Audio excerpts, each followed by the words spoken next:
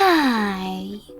In front of me is CAT S53 and today I would like to show you how you can connect it using Bluetooth.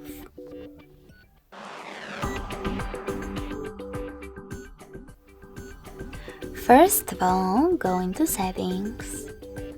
Now tap on Connected Devices and select Pair New Device.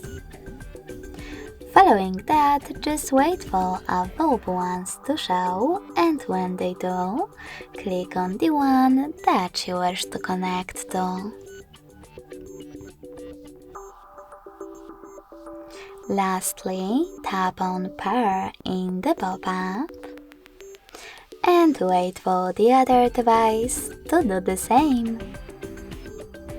As you can see, my devices were successfully connected, but you can always disconnect them by choosing this gear next to the device and tapping on Forget next to connect.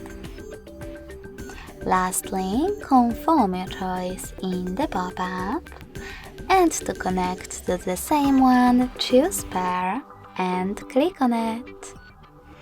Thanks so much for watching. If you enjoyed this video, smash that like button, comment and subscribe.